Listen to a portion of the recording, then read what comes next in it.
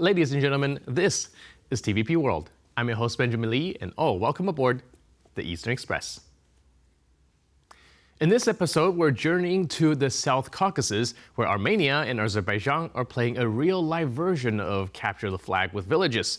And the stakes are peace or continued conflict. For over 30 years, these neighbors have been locked in a dispute, erupting into periods of hot war in recent decades. Now we find ourselves at a potential turning point. Armenia's prime minister, in a political campaign that's both unprecedented and somewhat theatrical, has proposed returning 4 out of 8 strategically important but now ruined border villages to Azerbaijan. Will that be enough to satisfy Baku? Let's take a look at a report. High-level US and EU officials welcome Armenian Prime Minister Nikol Pashinyan to talks in Brussels. The aim, to bolster ties with Armenia as the country's relationship with Russia frays. And the result, a 4-year, multi-million euro support package. We're delivering on a promise we made last October. The promise to stand shoulder to shoulder by Armenia, with Armenia, and at the same time, the promise to set a vision for the future of our partnership. 270 million euros in grants over the next 4 years. Last week's announcement has not gone unnoticed in Azerbaijan, however. Here, 6 months on from the second Nagorno-Karabakh war, construction work continues in settlements now under Azerbaijan control. Azerbaijani President Ilham Aliyev criticised the US and EU for holding the negotiations with Armenia, saying they were directed against Azerbaijan. When the Azerbaijani military regained control in September last year, it resulted in a mass exodus of some 100,000, mainly ethnic Armenians. Since then, Armenia and Azerbaijan have reached several agreements as part of their continuous peace treaty negotiations. But Armenian Foreign Minister Arat Mirzoyan says they remain divided on 2 main issues. Yerevan and Baku do not yet see eye to eye on mutual recognition of territorial integrity and the subsequent border delineation process. The 2 sides are also divided on reopening transport links in the region. Azerbaijani and Armenian diplomats continue to exchange drafts of a peace agreement, but have yet to clinch that final deal. Mirzoyan has expressed hope this will happen in the foreseeable future. And now let's take a look at the issue in greater detail. Nikol Pashinyan's use of a cutout map in these delimitation discussion is both comical and symbolic. It's as if he's trying to say, look, here's where we actually live, not in the augmented reality version of Armenia we've been holding on to. This gesture towards real Armenia is a painted metaphor for the country's struggle to reconcile with the loss of territory following Azerbaijan's victory in the 44-day war of 2020. But here's where it gets slightly more complicated. Armenia and Azerbaijan both say they want peace, yet their definition of peace involves a series of steps. Now, these include returning villages, establishing transit rights, and possibly a cameo by Russia as the world's least trustworthy security guard. Armenia's strategic routes, crucial for its connection to Iran and Georgia, weave right through these disputed territories. Avoiding the return to pre-2020 conflict pattern is crucial. Since the autumn of 2020, we have seen so many exchanges of territory between the two that, frankly, even Google Maps can't keep up with it. Now, for the peace talk to succeed, both countries must navigate the maze of domestic politics, historical grievances, and strategic interests. Azerbaijan's proposal of a Kaliningrad model for transit arrangement is a glimmer of hope. This model would allow for visa-free travel and custom-free transport between the 2 countries, essentially turning a potentially explosive border into a mundane highway toll booth. It's an arrangement that screams, can we all just get along and maybe also make some money in the process? In exchange, Azerbaijan is offering to open its border with Armenia, potentially ending Armenia's isolation from regional connectivity and economic initiatives. It's a chance for reconciliation, economic growth, and maybe, just maybe, a lasting peace in a region that's seen too much conflict. But let's not kid ourselves. The road to peace requires mutual concessions, a hefty dose of realism, and perhaps of a touch of that comical yet symbolic map weaving. Because at the end of the day, these aren't just lines on a map, it's people's homes, lives, and futures. Armenia and Azerbaijan stands at crossroads.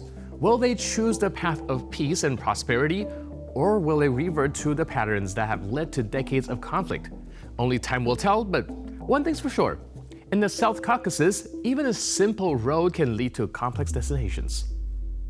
And now here to shed more light on the issue is Dr. Konrad Rzeszów from the Faculty of Oriental Studies at the University of Warsaw.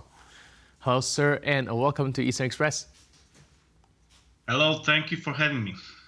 So we are looking at another possible border provocation between Azerbaijan and Armenia. Can you first help us understand what's the purpose of it and why is it so that they are trying to provoke something at the border? Well, there are several reasons. One particular reason is the diplomatic event which occurred last week. So there was a meeting, high-level meeting, Antony Blinken, Ursula von der Leyen, and Prime Minister Nikol Pashinyan in meeting in Brussels, and it was about deepening cooperation between Armenia and the West.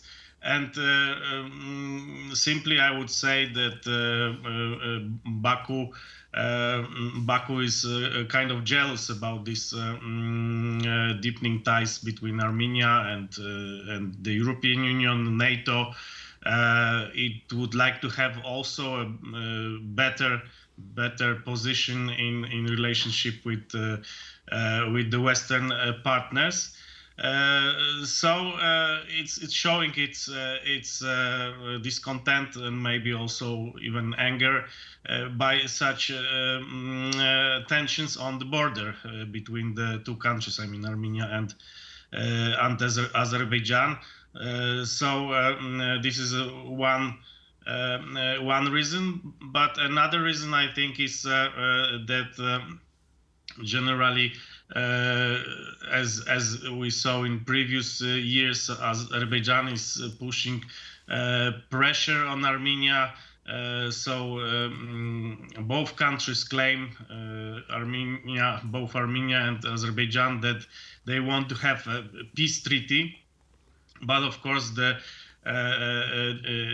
devil is in the details. So what kind of peace treaty it will be, it's also very important for the both sides. And of course, Azerbaijan has upper hand. So Azerbaijan tries to have better peace treaty for the Azerbaijani side. Right. Can you help me understand this? Because the actions by Baku right now looks to me like trying to put out a fire by pouring gasoline on it. As you mentioned, they are trying to also have their relationship with the West and the European world, as well as coming to a peace negotiation. But the methods that they've chosen of opening fire on the border seems to counteract any sort of peace, or well, at least it's hard to believe that the Western world will take a look at that and think that's some sort of valid protest. Well, we may not like the methods, of course. Shooting on the border, it's not something which we can accept in Europe. But the fact is that Armenia is in extremely difficult situation, because it used to be Yerevan used to be an ally of Russia, and now there's a deep crisis in relationship between Yerevan and Moscow because of the fact that Russian security guarantees didn't help Armenia in this conflict with Azerbaijan. So Armenia seeks deeper relationship with Western structures, with the European Union, and we see that there is a certain progress, but still we cannot say that Armenia has any Western guarantees. So neither NATO nor European Union guarantees. Seriously, these are just words for now. All right, and when it comes to this conflict that you mentioned earlier, now that they do not get their security from Russia and the words coming out from NATO are so far just words, do you think that could possibly drive this region back into the hands of Russia? Or will they be trying to play both sides of the field and see where they can get their guarantee? I don't think the region will come back into the sphere of Moscow. But what I do think is that because of weakness of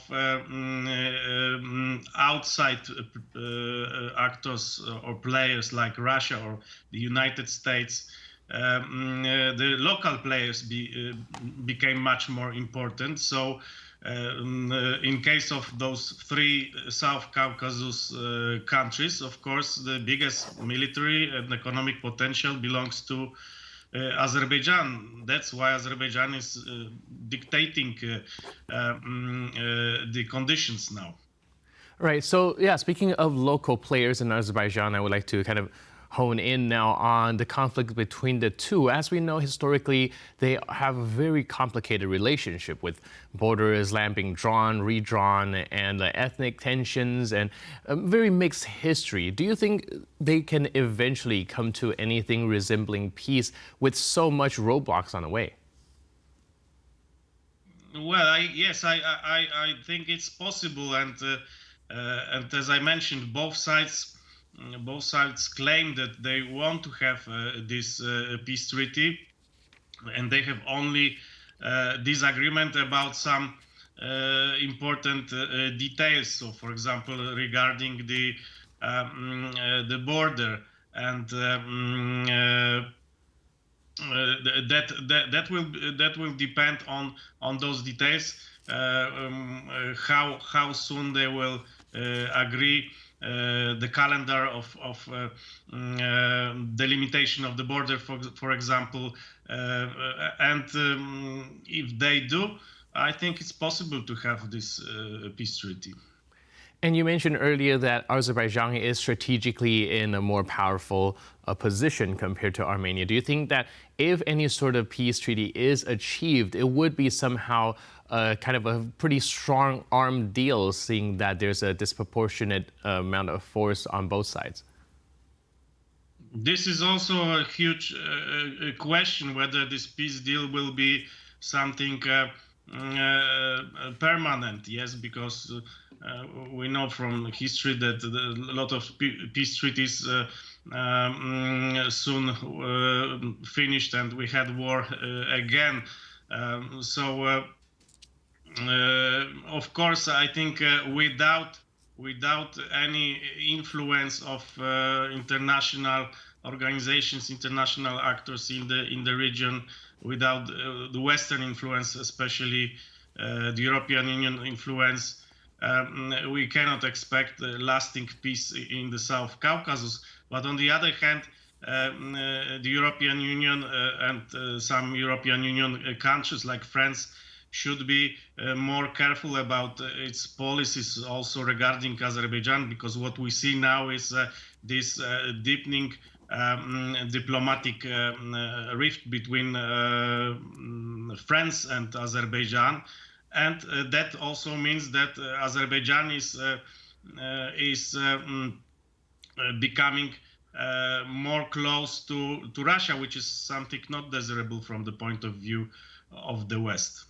Exactly. And when it comes to Western mediation, like you said, it might be necessary, but we're also looking at them potentially walking a very tight rope, balancing between the interests of both too. So if you were to give the Western mediators a suggestion on how to balance these two, what would your take be?